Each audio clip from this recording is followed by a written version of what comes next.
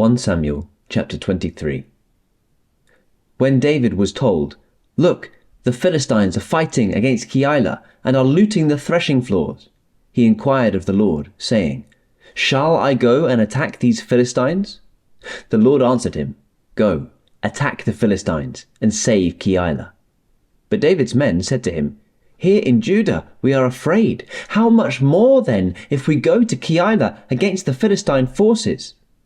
Once again David inquired of the Lord, and the Lord answered him, "Go down to Keilah, for I am going to give the Philistines into your hand." So David and his men went to Keilah, fought the Philistines, and carried off their livestock.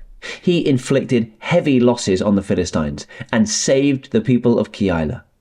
Now Abiathar, son of Ahimelech, had brought the ephod down with him when he fled to David at Keilah.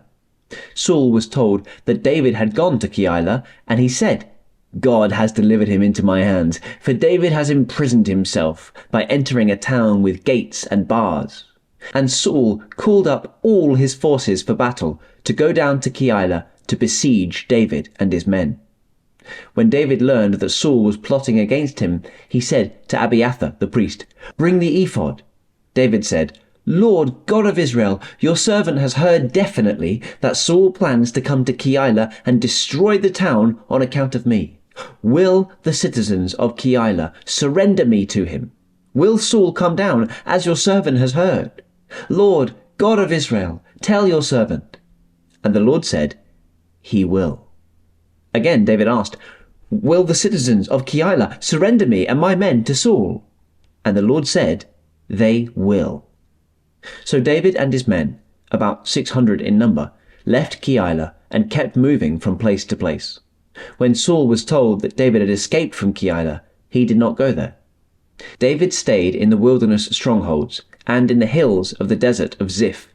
Day after day Saul searched for him, but God did not give David into his hands. While David was at Horesh in the desert of Ziph, he learned that Saul had come out to take his life. And Saul's son Jonathan went to David at Horesh and helped him to find strength in God. "Don't be afraid," he said. "My father Saul will not lay a hand on you. You shall be king over Israel, and I will be second to you. Even my father Saul knows this." The two of them made a covenant before the Lord. Then Jonathan went home, but David remained at Horesh. The Ziphites went up to Saul at Gibeah and said, "Is not David hiding among us in the strongholds at Horesh, on the hill of Hachilah, south of Jeshimon? Now, your majesty, come down whenever it pleases you to do so, and we will be responsible for giving him into your hands." Saul replied, "The Lord bless you for your concern for me. Go and get more information. Find out where David usually goes and who has seen him there. They tell me he is very crafty. Find out about all the hiding places he uses and come back to me with definite information. Then I will go with you. If he is in the area, I will track him down among all the clans of Judah." So they set out and went to Ziph ahead of Saul. Now David and his men were in the desert of Maon, in the Arabah south of Jeshimon.